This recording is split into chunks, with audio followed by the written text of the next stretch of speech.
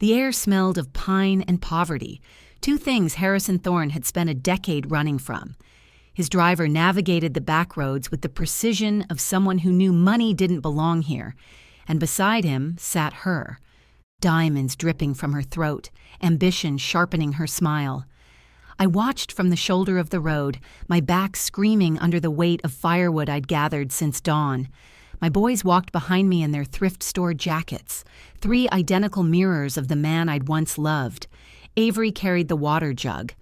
August held his brother's hand. Archer hummed the lullaby I sang when we had nothing but each other. The SUV slowed. I didn't look up. Rich people always slowed to stare at the poor. But then the door opened, and a voice I'd buried 7 years ago shattered the air like glass. Beatrice. My name in his mouth was a wound reopening. I raised my eyes and saw him, Harrison Thorne, the man who'd left me pregnant and penniless, now wrapped in a suit that cost more than my entire year. And beside him, the woman who'd probably never carried anything heavier than a clutch. If you want to see a man's empire crumble under the weight of the truth, like and subscribe for stories that'll break your heart just to put it back together. I hadn't said his name aloud in 7 years, not when I went into labor alone in a county hospital, not when the nurses asked for the father's information and I wrote unknown because the truth, that Harrison Thorne, rising star of London real estate, had thrown me away like yesterday's news, was too humiliating to admit. Not even when Avery asked why he didn't have a daddy like the other kids at school. Harrison had become a ghost I'd buried under the weight of survival, under split firewood and double shifts at the diner, under the fierce, burning love I had for 3 boys who had his eyes and my stubborn heart. But now he stood there, 10 feet from me, looking like every nightmare I'd had dressed in Tom Ford. His hair was shorter, streaked with the kind of silver that made men look distinguished instead of old. His jaw was the same, sharp enough to cut. But there was something new in his face. Exhaustion, maybe. Or guilt, wearing a tailored mask. Beatrice, he said again, and I hated how my name sounded like an apology he didn't know how to finish. The woman beside him stepped forward, her heels sinking into the red clay. She looked at me the way you'd look at roadkill. Unfortunate, but ultimately forgettable. Harrison, we're going to be late for the mayor's dinner. I hoisted the firewood higher on my shoulder, felt my spine protest. You're blocking the road. Harrison's eyes moved past me, and I watched the exact moment his world ended. Avery stepped forward first. He always did, my little protector, and tilted his head in that way that was pure Thorne. Analytical, wary. August peeked around his brother, curiosity bright in his face, and Archer just stared, humming that lullaby like a shield against strangers. Who? Harrison's voice cracked. Actually cracked. I would have enjoyed it if my heart wasn't trying to claw out of my chest. My sons, I said, and let the words land like stones. Avery, August, and Archer. There's 7. Do the math. The woman in diamonds, God, I didn't even know her name, made a sound somewhere between a gasp and a laugh. Harrison, what is this? But Harrison wasn't listening. He was staring at the boys like they were apparitions, like if he blinked hard enough, they'd disappear. Avery met his gaze without flinching. August waved, because August waved at everyone. Archer kept humming. You were pregnant, Harrison whispered. When I left, you were 8 weeks, I finished. But you were too busy believing Constance's lies to notice I was throwing up every morning. The name hit him like a slap. Constance, his former business partner, the woman who'd fabricated emails, staged photographs, convinced Harrison I'd been selling his development plans to competitors, the woman who'd wanted him for herself. He'd believed her. He'd chosen her word over mine, and he'd left. People think poverty is lazy. They don't see the 4 a.m. alarm, the way your hands crack and bleed from washing dishes in scalding water for 8 hours straight. They don't see you walking 2 miles in the snow because your car died and you can't afford the repair. They don't see you gathering firewood in November because the gas companies shut off your heat and your babies are cold. I dropped the wood by our front porch. Calling it a porch was generous. It was 3 rotting planks and a prayer, and the boys scattered inside like sparrows. They knew the drill. Shoes off, hands washed, homework at the kitchen table while I started dinner. Tonight it was beans and cornbread. Again. I'd made it 7 different ways this month, trying to convince them it was a new meal each time. Through the window, I could see Harrison's SUV still parked on the road, just sitting there, watching. Avery appeared at my elbow, his reading book open to a page about family trees. "Mama, why did that man look at us like that?" I should have lied. Should have said he was just a stranger, nobody important. But I'd never lied to my boys, and I wasn't starting now. "That man," I said carefully, "is your father." August dropped his pencil. Archer stopped humming. And Avery. God, Avery looked at me with those ancient eyes and asked, "The one who didn't want us?" Harrison showed up the next morning while I was hanging laundry on the line behind the house. Just appeared like a ghost in expensive shoes, looking completely out of place among the chickens and the clothesline and the life he'd never bothered to know. "I need to explain," he started. I clipped one of Archer's shirts to the line. "You need to leave."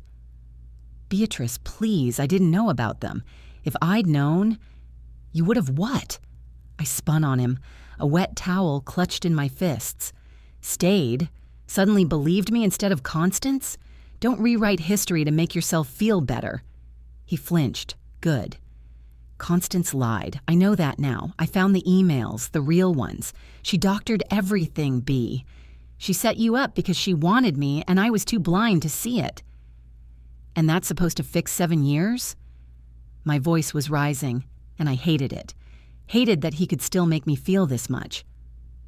"I was homeless for 4 months, Harrison, pregnant with triplets, sleeping in my car until the shelter had room. I gave birth alone, raised them alone.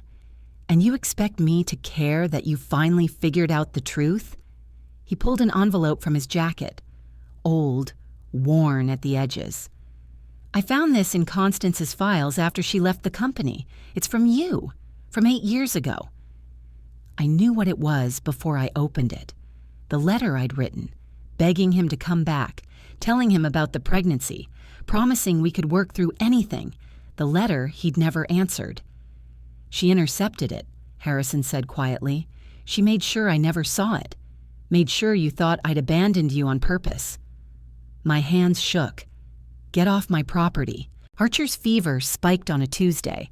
I knew because Tuesdays were my long shift at the diner, and Martha, my neighbor, my lifeline, called me in a panic at 2 p.m. "His temperature's 104, B.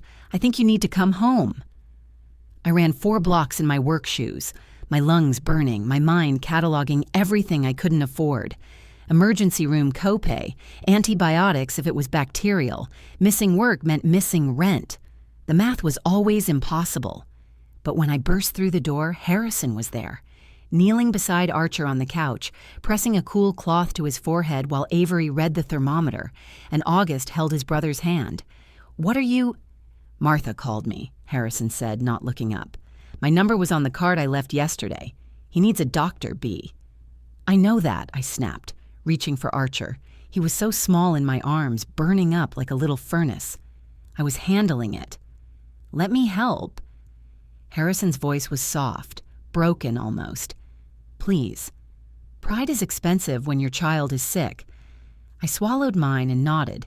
He drove us to the hospital in that ridiculous SUV, carried Archer into the ER while I filled out paperwork with shaking hands.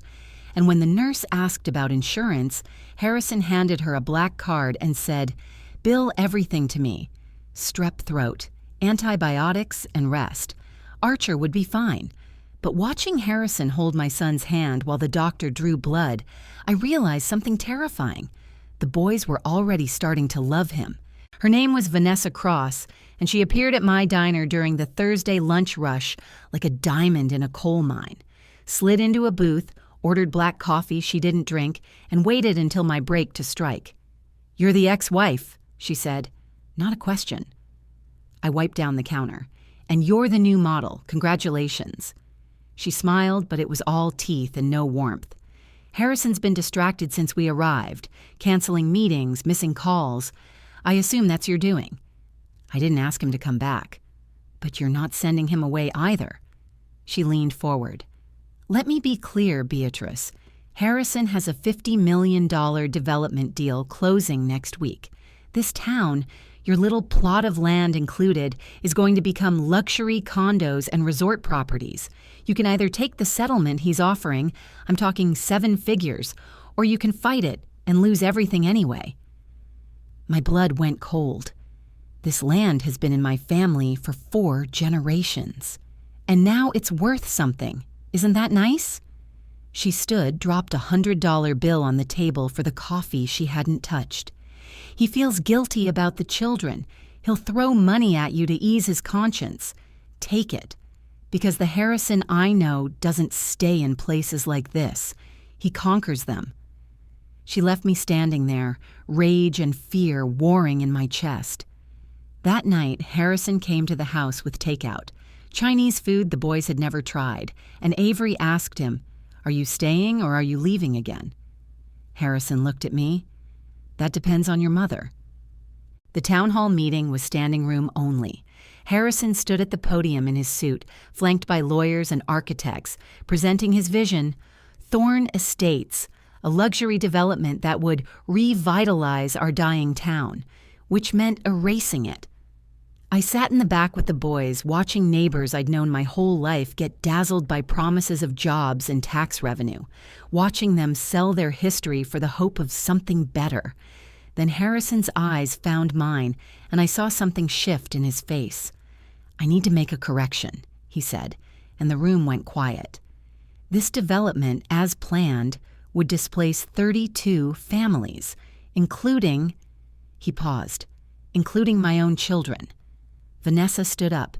"Harrison, what are you—" "I'm withdrawing the proposal." He said it calmly, like he was commenting on the weather. "Effective immediately, the land will remain as it is." Chaos. Vanessa stormed out. The lawyers panicked. The mayor started shouting about contracts, but Harrison walked down the aisle, stopped in front of me, and said, "I can't buy back 7 years, but I can stop making the same mistake." Avery looked up at him. "Does this mean you're staying?" Harrison knelt down, eye level with his sons. "If you'll let me try to be your dad." August launched himself at Harrison first, followed by Archer. Avery held back, wary, but when Harrison held out his hand, my oldest boy took it, and I cried. "God help me," I cried. 3 months later, Harrison moved into the old Miller homestead, not as a visitor, not as a stranger, but as a man trying to learn what it meant to be a father. He was terrible at it at first, burned breakfast, couldn't braid hair, got frustrated when the boys fought over toys or refused to eat their vegetables. But he showed up. Every single day he showed up. We didn't rush into anything. Some nights we ate dinner in careful silence.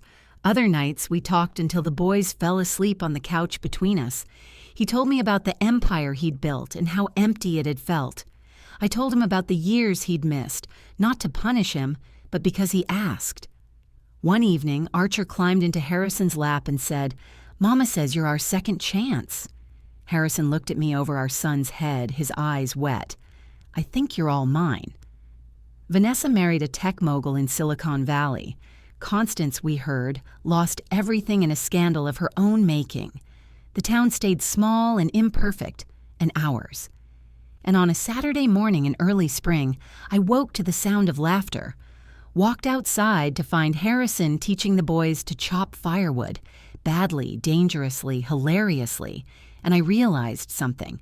This was the empire that mattered, not land, not money, not the legacy of conquering, but this, a man who'd lost everything learning to build something real. He looked up, saw me watching, and smiled. "Need help with breakfast?" I smiled back. "Always." And just like that, we began again. Thank you for watching. This is Beyond the Scripted. Please subscribe, like, and share for more interesting stories.